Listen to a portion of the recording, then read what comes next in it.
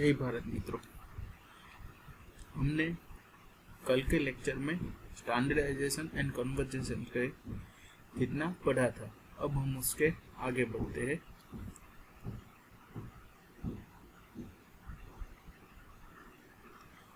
सबसे पहले तो स्टैंडर्ड्स एंड कन्वेंशन वो हमें देखना है। लास्ट लेक्चर में हमने लाइन का जो कामकाज है लास्ट लेक्चर में हमने थोड़ा सा पढ़ लिया।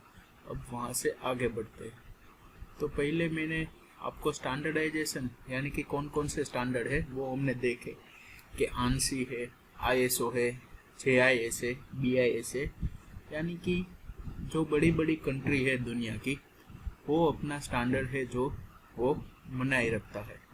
पहले देखा अमेरिकन स्टैंडर्ड। तो अमेरिकन स्टैंडर्ड में क्या होता है, उसका जो पार्ट है अमेरिकन स्टैंडर्ड Y14.1 जो है वो ड्राइंग शीट की साइज और उसके फॉर्मेट के बारे में है।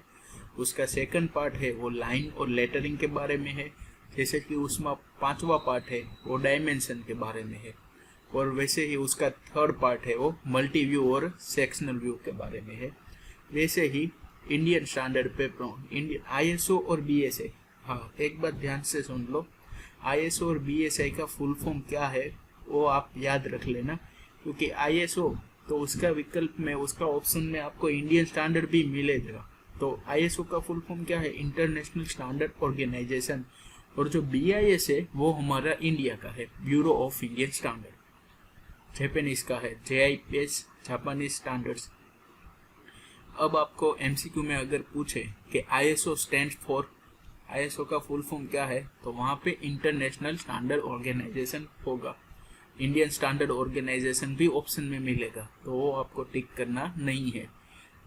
या फिर आपको ऐसा भी पूछे, ऐसा भी क्वेश्चन आए कि नीचे बताए हुए में से कौन सा इंडियन स्टैंडर्ड है इंजीनियरिंग ड्राइंग्स के अंदर, तो वहाँ पे विकल्प में ISI हो, ISO हो, BSI हो, ANSI हो, तो वहाँ पे भी आपको खास याद रखना है कि BIS जो है वो इंडियन स्टैंडर्ड है। उसका फुल फॉर्म होता है ब्यूरो ऑफ इंडियन स्टैंडर्ड, नहीं कि ISO। देखने में ISO लगता है क्योंकि इंडिया का नाम I से चालू होता है और सभी जगह ऐसा ही होता है कि ISO, IRB, इसलिए हमको ध्यान रखना है कि क्या है, BIS है इंडियन स्टैंडर्ड। अब स्टैंडर्ड की ज़रूरत क्यों पड़ी वो भी मैंने आपको बताया कि एक जैसा हर कोई एक जैसा एक फॉर्मेट बनाया रहे, एक स्ट्रक्चर बना रहे, उस हिसाब से हमको स्टैंडर्ड की ज़रूरत पड़ी है। अभी मैंने आपको बताया पहले कि मैं हूँ, मैं अपने हिसाब से कोई ड्राइंग करता हूँ, आप हो, आप अपने हिसाब से ड्राइंग करते हो। मान लो कि ऐसा कोई ड्राइंग आ जाता है, ये हमारी ड्राइंग शीट है, तो मान लो कि इसमें मुझे एक क्या बनाना है, मैं एक स्क्वायर बनाता हूँ। तो मैंने एक ऐसा स्क्वायर बनाया पूरी शीट में, मान लो, और मैंने इसे लिखा स्क्वायर। तो मैं ये स्क्वायर कैपिटल में भी लिख सकता हूँ, स्मॉल में भी लिख सकता हूँ, मिक्स में भी लिख सकता हूँ, अलग अलग फॉन्ट की स्टाइल में भी लिख सकता हूँ, अलग अलग, और स्क्वायर भी अलग अलग तरीके से भी बना सकता हूँ। और आपको मैंने बोला तो आपने ऐसा स्क्वायर बनाया, और यहाँ पे सब स्मॉल में लिखा, मैंने फिगर के नीचे लिखा था, आपने फिगर के साइड में लिखा। अब इसका डायमेंशन क्या है वो लिखना है, तो मैं ऐसा बोलता हूँ कि ये 4 है, ये 3 है, मैंने ऐसे डायमेंशन दिए। आप हो तो आप ऐसे देते हो ऊपर की ओर से, ये 4 है, ये 3 आप यहाँ पे देते हो।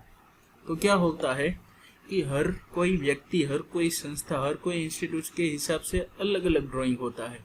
स्क्वायर दिया, डायमेंशन भी मैंने सही लिखा है, आपने भी अलग सही लिखा है, आपने नाम भी सही लिखा है, लेकिन क्या हुआ, उसका फॉर्मेट अलग अलग है, तो ऐसा तो चलेगा नहीं। और दूसरी बात मैं आपको बोलूं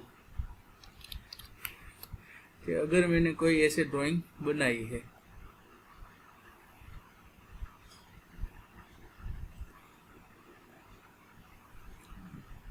मान लीजिए कि मैंने ये स्क्वायर बनाया है, ठीक है। अब मुझे यहाँ पे 90 डिग्री दिखाना है, तो मैं ऐसे 90 डिग्री दिखा सकता हूँ। मैं ऐसा भी कोना बना सकता हूँ। मैं 90 डिग्री को डिनोट करने के लिए मैं ऐसा भी लिख सकता हूँ 90 डिग्री, या फिर मैं कोई ऐसा सिंबल यूज़ करके 90 लगता हूँ, या मैं कोई हैशटैग लग के 90 लगता हूँ। तो मुझे पता है कि मेरा जो ये सिंबल है मैं ऐसा 90 लगता हूँ। आप मान लो कि हैशटैग के साथ 90 लिखते हो। अगर आपका ड्राइंग है और हैशटैग 19 लिख के आया तो मैं नहीं समझ पाऊंगा कि ये जो हैशटैग है वो क्या दिखा रहा है। आपके ओर से वो क्या है, एंगल बता रहा है, पर मेरा एंगल तो ऐसा, ये जो फाई के निशान है वो मेरा एंगल है। तो उसमें भी दुविधा आ सकती है कि आपका 90 अलग दिख रहा है, आपका सिंबल अलग है, मेरा भी सिंबल अलग है, हम दोनों का ही मैच नहीं हो रहा, तो हम बाहर के व्यक्ति को क्या समझाएंगे। सच्चे तो हम दोनों ही है भाई। मैंने अपने ओर से 90 ऐसा लिखा है, आपने अपने ओर से ऐसा लिखा है। तो ये सब दुविधा मिटाने के लिए कोई अच्छा आदमी था, उसने बोला भाई ऐसा प्रॉब्लम होता है, वो तो हमको चलेगा नहीं, जमेगा नहीं, तो क्या करेंगे। तो फिर उसने सोचा थोड़ा और वो बोला कि हम सब लोग के लिए एक ही फॉर्मेट डिसाइड कर लेते हैं, सभी लोगों को एक ही फॉर्मेट में लिखना है, जो भी लिखना होगा वो। तो उसके लिए स्टैंडर्ड बनाया गया। अब अमेरिका का बुद्धिमान आदमी ने अमेरिका स्टैंडर्ड बनाया, इंडिया वाला ने इंडिया का बनाया, जापानीज वाला ने जापानीज का बनाया। चलो देश के अंदर चलता है, मैं भी इंडियन हूँ, आप भी इंडियन है, हम दोनों में मान लो कि इंडिया में ऐसा अब लिखना है, कोई डायमेंशन लिखना हो तो पहले लाइन ड्रॉ करेंगे, फिर यहाँ पे एक लाइन ड्रॉ करेंगे, फिर यहाँ पे मैं लिख लूँगा कि ये जो मेरी लाइन है 4 फुट की है, ये जो लाइन है वो भी मेरी 4 फीट की है। तो मैं भी ऐसा लिखता होगा, मैं भी ऐसा ही लिखता हूँ, आप भी ऐसे ही लिखते हो, यानी कि पूरी इंडिया में सब एक फॉर्मेट आ गया, सब ऐसे लिखते हैं।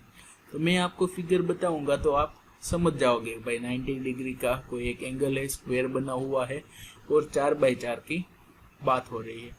अब लास्ट लेक्चर में मैंने आपको बोला था, फिर से अभी बोल देता हूँ, हमें कोई डायमेंशन दिया गया है 150x30 और दूसरा डायमेंशन दिया गया है 120x40 और कोई तीसरा डायमेंशन दिया गया है हमको 120x30x20। ये हमको डायमेंशन दिए गए हैं, ठीक है। तो अभी इसको मैं कैसे ड्रॉ करूं। 150 है जो मेरा,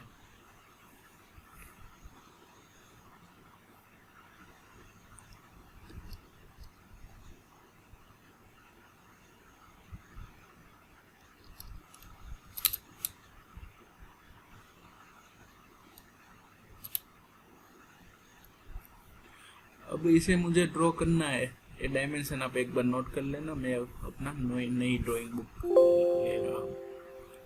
क्या था 150x30, तो मैं ऐसे भी ड्रॉ कर सकता हूँ ना, ये 150 और ये मेरा 30, तो मेरा ऐसा कुछ फिगर बना रेक्टेंगल। और मैं ऐसे भी ड्रॉ कर सकता हूँ।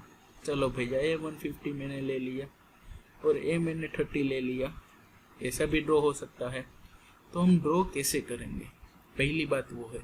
तो जैसे हमने पहले लिखा था 150x30, तो जो पहले का जो अंक है हमारा, पहले की जो फिगर है, वो हमेशा हॉरिजॉन्टल लाइन ही ड्रॉ की जाती है, बाकी वाली होती है वो वर्टिकल होती है।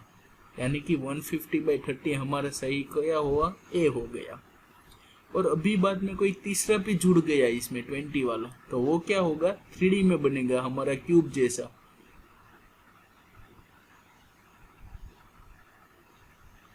और उसकी जो चौड़ाई होगी, यानी कि जो इसका थर्ड डायमेंशन होगा, उसकी जो हाइट होगी वो कितना रहेगा 20। तो वो हमको बताती है हाइट।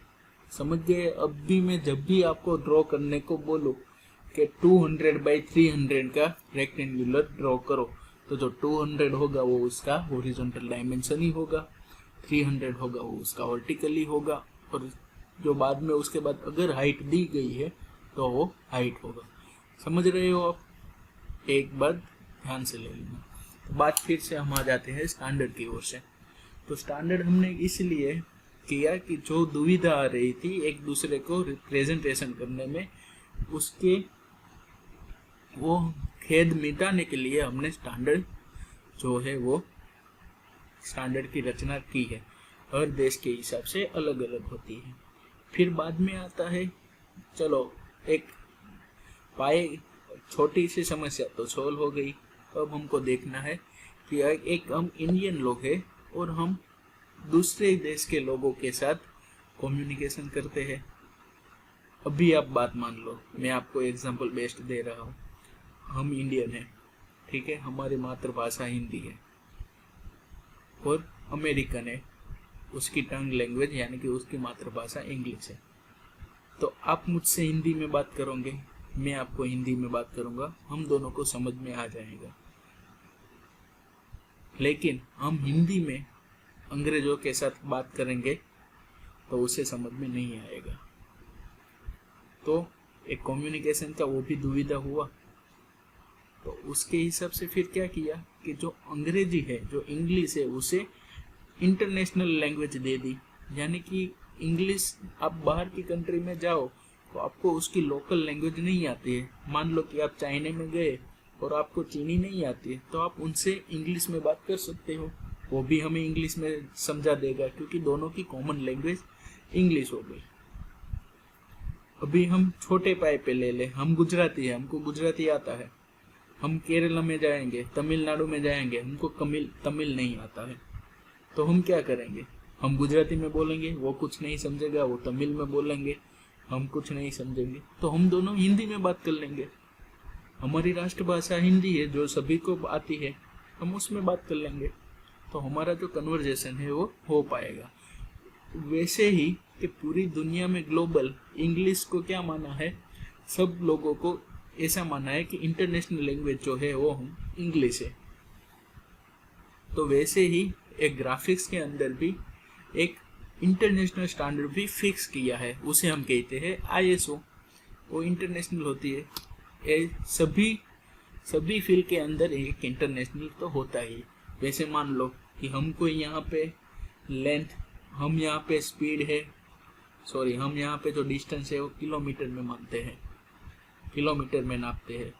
USA में और बाहर की कंट्री में वहाँ पे माइल में मापते हैं। तो क्या होगा, हमें यहाँ से रिप्रेजेंट करेंगे किलोमीटर में, वो रिप्रेजेंट करेगा माइल के अंदर। लेकिन वो जो है राशि का, वो जो हमारी भौतिक राशि का खेद मिटाने के लिए मीटर है, उसे ऐसा यूनिट दे दिया, ऐसा यूनिट यानी कि इंटरनेशनल स्टैंडर्ड। वैसे ही ग्राफिक्स के अंदर भी कोई एक इंटरनेशनल है, समझ रहे हो आप। और उसका ये जो कम्युनिकेशन के बीच में दुविधा आती है, उसको मिटाने के लिए हमने क्या किया है, स्टैंडर्ड है जो स्थापना की है। समझ गए? PPT स्लाइड के अंदर उतना है। अब आता है कन्वेंशन। कन्वेंशन यानी हम एक हिसाब से ऐसा मान के चल सकते हैं कि कुछ नीति नियम, समझ रहे हो। मैंने आपको फॉर्मेटिंग बता दिया। स्टैंडर्ड यानी कि फॉर्मेटिंग, स्टैंडर्ड यानी कि स्ट्रक्चर, लेकिन नियम। अब मैं आपको इसको एक बिल्डिंग के एग्जांपल से बताता हूँ। मान लो हमें कोई बिल्डिंग बनानी है, जमीन से ऊपर तक की 2 माले की 2 मंजिल की बिल्डिंग बनानी है। तो हम क्या करेंगे, स्टैंडर्ड यानी हम क्या फॉलो करेंगे कि हमको बोला गया है कि हमको 7 मीटर तक नीचे जाना है, हमको 7 मीटर तक फाउंडेशन करना है, बीम है तो हमारा एक साइज का ही रहना चाहिए, फिर हमारा जो कॉलम आता है वो भी ये साइज का रहना चाहिए, हमारा जो स्लैब है वो भी ये साइज का, वो सब स्टैंडर्ड में आता है। लेकिन कन्वेंशन या नीति नियम में, उसमें क्या आता है, चलो मैं कोई फ्लोर पे रूम बना रहा हूँ, टॉयलेट बना रहा हूँ, किचन बना रहा हूँ, तो हमारा नियम ऐसा होता है कि हम किचन के अंदर टॉयलेट नहीं रखते हैं, वो एक नियम हो गया। हम बेडरूम के अंदर टॉयलेट रख देते हैं और कॉमन में टॉयलेट रख देते हैं, लेकिन कहीं पे भी ऐसा तो नहीं है कि किचन के अंदर टॉयलेट है। वो एक नियम हो गया, यानी कि वो एक कन्वेंशन हो गया। आपको दोनों में क्या फर्क है वो मालूम मैं कर रहा हूँ, वो भी आप समझ रहे हो ना कि स्टैंडर्ड और कन्वेंशन में क्या फर्क है। ठीक है। तो हम कन्वेंशन यानी कि कोई नीति नियम देख लेते हैं। तो कोई कॉमनली एक्सेप्टेड पार्टिकल रूल और मेथड, उसे हम कन्वेंशन कहते हैं। रूल्स और रेगुलेशन को हम कन्वेंशन कहते हैं। कैसा कन्वेंशन? तो ड्राइंग के अंदर हम देखते हैं कि dash line are used to the represent of the hidden line और हिडन फीचर के।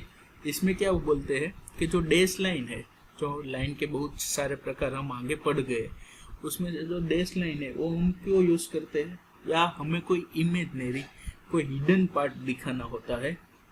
अभी मान के चलो कि आप अभी लैपटॉप के सामने बैठे हो, तो आपके फोकस कहाँ पे है? लैपटॉप की स्क्रीन पे।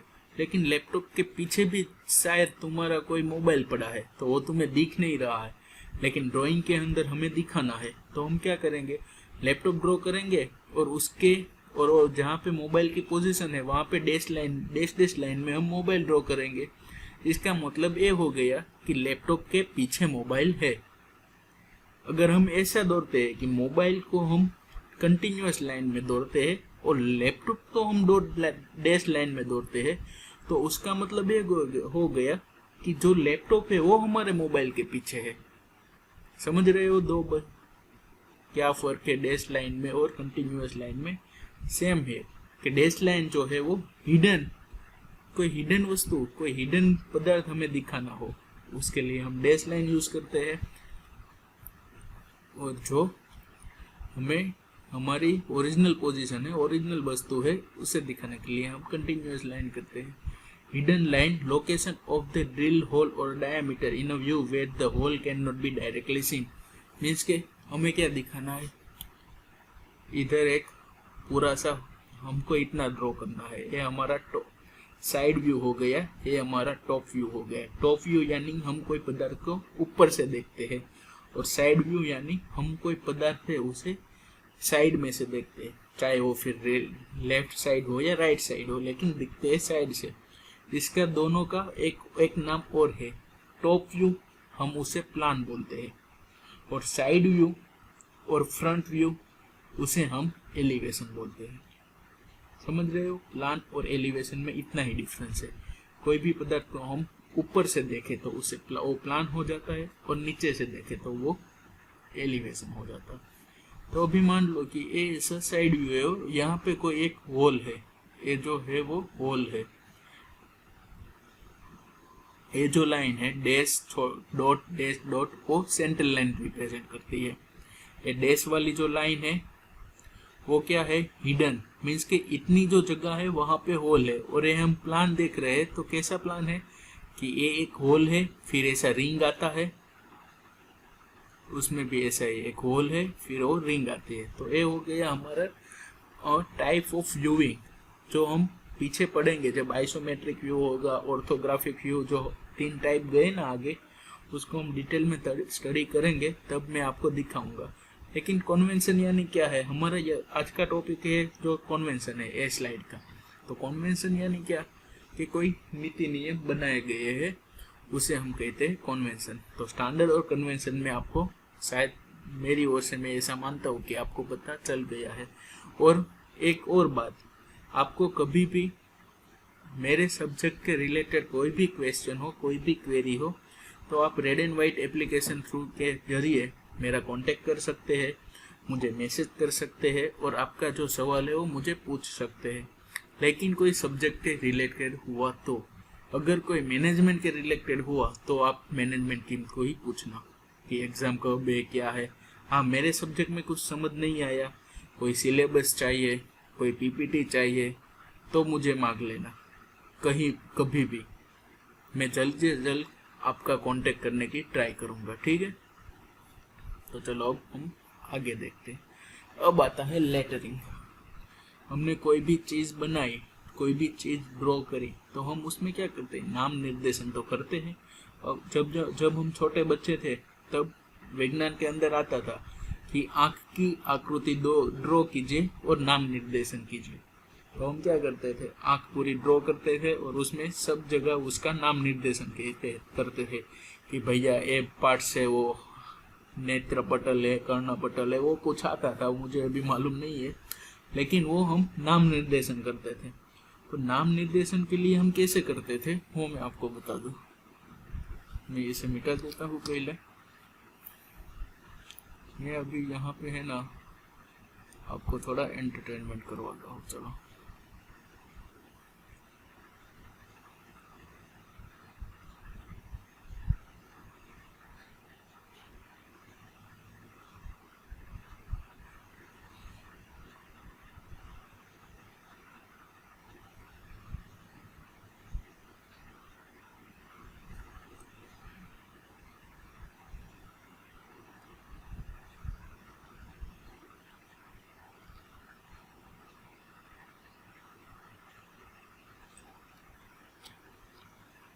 चलो ये मैंने फिगर ड्रॉ की, कोई कार्टून जैसा लग रहा।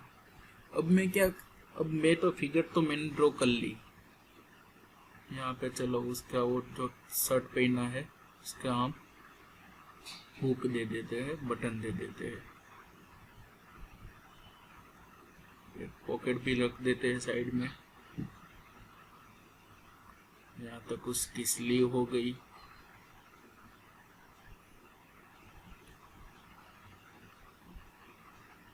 फिर ऐसा कोई उसका हाथ आ गया, ये उसकी आँख थे, ये उसका नाक और ये उसका चेहरा। चलो ऐसा मैंने एक कार्टून बना दिया है। मैंने बना तो दिया, अब मुझे उसका क्या करना है, उसका नाम निर्देशन करना है कि अलग अलग पार्ट है वो क्या है। समझ रहे हो? मान लो कि यहाँ पे जो मैंने ये सर्कल बताया है, मैं बोलता हूँ कि वो उसने जो खमीज पहनी हुई है उसके बटन है। तो मैं ऐसा क्या करूँगा, ऐसा एरा ड्रॉ करूँगा, बाद में मैं यहाँ पे लिखूँगा कि जो है वो क्या है, बटन है। अब मुझे ये भी बताना है कि बटन कौन सी साइज के है। तो मैं आपको ऐसा बताऊँगा कि मान लो कि 2 mm डायामीटर की साइज का है। ये जो सिंबल है वो क्या बताता है, कोई भी सर्कल का डायामीटर बताना हो तो ऐसा ए वाला सिंबल होता है, इसे हम फाई कहते हैं। तो मैं ऐसा बोल सकता हूँ। चलो मैं इसको बोल दूँ, ये उसका क्या है कि उसका फेस है। तो मैंने ऐसे नाम निर्देशन किया। इसे मैंने कहा कि भाई इसका शर्ट है, ये उसका पैर है। तो ऐसे मैंने नाम निर्देश किया, उसका नामकरण किया। मीन्स के उसका नामकरण करने के लिए मुझे क्या जरूरत पड़ी, तो मुझे एरा की जरूरत पड़ी, ये जो एरो है वो, और दूसरा लेटर की जरूरत पड़ी। तो अगर कोई भी चीज हो, कोई भी मशीनरी हो, कोई भी मकान बिल्डिंग हो, यानी कि कोई भी ड्राइंग हो, तो उसमें हमको क्या है, ड्रॉ तो कर दिया लेकिन उसे बताना भी पड़ेगा ना। तो ये जो चीज है वो मैंने ए ड्रॉ करी है, उसका नाम करना पड़ेगा। ये पूरा का नाम मैंने एक कार्टून लिखा है, तो मैं ऐसा उसके नीचे या ऊपर ऐसा कार्टून भी लिखता हूँ, तो सबको पता चले कि भाई ये कोई भी फिगर है वो कार्टून की है। और वैसे भी आप कोई भी फिगर अगर बुक में या कोई भी जगह पे देखते हो तो फिगर का नाम क्या है वो उसके नीचे रहता है, और फिगर के अंदर क्या क्या आता है वो सब ऐसा एरो ड्रॉ करके उसके बगल में या भीतर में दिखाया देता है। तो अब बात हो गई हमको क्या क्या जरूरत पड़ी, एक तो एरो की और लेटर की। तो लेटर के लिए भी रूल्स है, मैं ऐसे भी लिख सकता हूँ, मैं बड़े बड़े अक्षर में मैं ऐसे भी लिख सकता हूँ, इसके ऊपर भी आ जाता है मैं जो लिखता हूँ वो। तो ऐसा तो नहीं चलेगा, तो उसके लिए भी कन्वेंशन यानी के रूल्स एंड रेगुलेशन दिए गए हैं। तो अब हम वो पढ़ेंगे, लेटरिंग। तो क्या बोलते हैं, writing of the title, dimension, कोई नोट्स लिखना है वो, या अदर कोई इम्पोर्टेंट पर्टिकुलर और ड्राइंग इज लेटरिंग। और हमको जो भी लिखना होगा तो हम लेटर के माध्यम से ये लिख सकते हैं। मान लो जैसे हमें कुछ बोलना है तो हम क्या शब्दों के माध्यम से बोल सकते हैं, तो लिखना होगा तो हमको लेटर ही चाहिए। तो लेटर का भी क्लासिफिकेशन किया गया है। पहला है सिंगल स्ट्रोक लेटर, उसमें फिर 2 आता है, वर्टिकल और इंक्लाइन। फिर आता है अलग अलग प्रकार के लेटर्स आते हैं, जैसे आएंगे हम पढ़ते जाएंगे। क्लासिफिकेशन में सिंगल स्ट्रोक लेटर, तो क्या होता है, the thickness of the line of the letter is obtain in a 1 stroke of the pencil, recommended by BSI। BSI क्या है, हमारा ब्यूरो ऑफ इंडियन स्टैंडर्ड है। तो हम जो लेटरिंग कर रहे हैं वो पेंसिल के एक स्ट्रोक के अंदर ही कर देते हैं, उसे हम कहते हैं सिंगल स्ट्रोक लेटर। उसका एग्जांपल पीछे दिया गया है, मैं आपको बताता हूँ। उसमें दो टाइप है, वर्टिकल और इंक्लाइन। इंक्लाइन यानी कि हम जो टेढ़े अक्षर में लिखते हैं वो 75 एंगल विथ द हॉरिजॉन्टल। मान लो कि मैं ऐसे लाइन में भी लिखता हूँ, चलो मैं ऐसे एम लिखा और मैं ऐसे भी लिख सकता हूँ एम टेढ़ा, तो वो दो हो गए, वर्टिकल और incline. The ratio of height to width varies, but in the most cases it's 6/5। अब ये क्या है वो मैं बता दूं आपको। अब ये मैं कार्टून मिटा देता हूँ, चलो भाई टाटा बाय बाय। अभी मैंने टेक्स्ट लिख दिया कोई भी मेरे हिसाब से। तो इसमें भी आप देख सकते हो कि जो हाइट होती है हमारे, ये जो मैंने जे इधर आते, ये जो मैंने बी लिखा है उसकी हाइट और विड्थ वो किस रेशियो के नज़दीक होनी चाहिए, 6/5। इन शॉर्ट आप उसको 6 मीटर लंबा लिखते हो तो आपकी उसकी चौड़ाई भी 5 मीटर रखनी है। 6 mm लंबा रखते हो तो चौड़ाई भी उसकी कितनी आनी चाहिए, 5 mm। यानी कि 6/5 का जो हमारा रेशियो है वो रहना चाहिए, उसके आसपास रहना चाहिए। फिर आता है lettering is generally done in a capital letter. जो भी हम लेटरिंग करेंगे हमारी शीट के अंदर, ड्राइंग के अंदर, वो हम कहाँ कैसे यूज करेंगे, कैपिटल के अंदर ही लिखेंगे, कैपिटल लेटर में ही लिखेंगे। कोई भी लोअर केस हम जनरली यूज नहीं करते हैं। तो lower cases letter are generally use in the architectural drawing. अगर कोई आर्किटेक्ट अपना ड्राइंग यूज करता है तो उसमें वो लोअर केस इस्तेमाल करता है, लेकिन हम जो हमारा कोई भी सीट आर्किटेक्चर ड्राइंग के अलावा कोई भी सीट होगा उसमें हम कैपिटल अक्षर ही यूज करेंगे। The spacing between the two letters should not be necessarily equal. के दोनों दो लेटर के बीच में जो स्पेस होता है उसका कोई नेसेसरी इक्वल, दोनों इक्वल रहे, वो वैसी कोई नेसेसरी है नहीं, हम अपने हिसाब से लिख सकते हैं। The letters should be so placed that they do not appear too close together and too much far। Means के हम ऐसा नहीं कि दो लेटर एक बीजा के अंदर घुस जाए, उतने पास में भी नहीं लिखना है और दो लेटर एक दूसरे से बहुत दूर हो, ऐसा भी नहीं रखना है। दो लेटर के बीच में स्पेसिंग हमें बन सके तो कैसी रखनी है, एक जैसी रखनी है। The distance between the word must be uniform and at least the equal to height of the letters। यानी कि हम कोई 3-4 कहाँ गया हमारा, हम देखो एक वर्ड बन गया तो वर्ड एक शब्द के अंदर ऐसा नहीं है कि पहला लेटर मैंने बड़ा किया फिर छोटा फिर बड़ा फिर छोटा बड़ा, ऐसा नहीं। सभी का डायमेंशन जो है वो सेम रहना चाहिए, सभी के बीच में भी जगह सेम रहे, ऐसा हमारी ओर से रहना चाहिए। कैपिटल लेटर होना चाहिए, ठीक है। Lettering except the dimension figure should be underline to make their more prominent. और कोई लेटर है, कोई वर्ड है जिनको हमें हाईलाइट करना हो तो हम उसके नीचे अंडरलाइन कर सकते हैं। फिर ये अल्फ़ाबेट की साइज है कि आप मेन टाइटल्स दे रहे हो तो 6 से 8 mm तक, सब टाइटल दे रहे हो तो 3 से 6 mm तक, कोई नोट लिख रहे हो तो 3 से 5 mm तक, और ड्राइंग नंबर दे रहे हो तो वो सबसे बड़ा 10 से 12 mm तक। ये हो गया लेटरिंग। हम लेटरिंग नेक्स्ट चैप्टर में से फिर से स्टार्ट करेंगे। अब मैं आपको अटेंडेंस का क्वेश्चन दे देता हूँ, क्या दूँ, अटेंडेंस आप करवा लेना, असाइनमेंट सबमिट कर दें। तो मैं आपको क्वेश्चन में, पहला क्वेश्चन मेरी ओर से क्या रहेगा मैं ढूंढ लेता हूँ।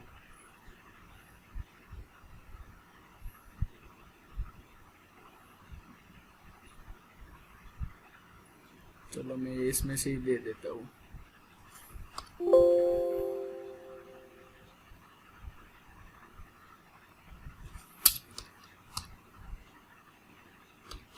साइज ऑफ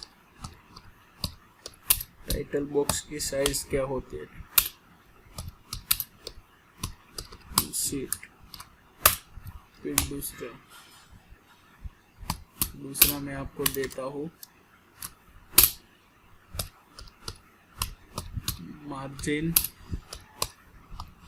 अराउंड द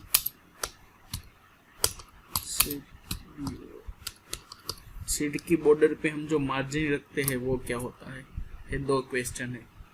ठीक है, टाइटल बॉक्स हम जो डोरते हैं सीट के अंदर तो उसका साइज क्या होता है वो, पर जो हमारा मार्जिन है यानी कि हम जो बॉर्डर करते हैं, मैंने आपको बताया थी कि लेफ्ट साइड पर हम 30 mm छोड़ देते हैं और बाकी के जो भी साइड बचे वहां पे 20 mm तक छोड़ के हम बॉर्डर बनाते हैं। ठीक है, तो ये हमारा आंसर हो गया। तो आज का लेक्चर हम यहाँ पे समाप्त करते हैं, फिर मिलेंगे हम नेक्स्ट लेक्चर में और लेटरिंग से हम स्टार्ट करेंगे। शायद वो लेक्चर में हमारा इंट्रोडक्टरी पार्ट ख़त्म भी हो जाएगा और फिर हम उनके पीछे के लेक्चर से हम हमारा चैप्टर जो है नया वाला वो स्टार्ट कर सकेंगे। तो इधर तक रखता हूँ, आप अपनी असाइनमेंट सबमिट करके आप अपनी अटेंडेंस करवा लेंगे। और हाँ, मैं फिर से बोल रहा हूँ कि आपको कोई दिक्कत हो, परेशानी हो, कोई समझ में नहीं आ रहा हो तो मुझे आप एक मैसेज कर सकते हो।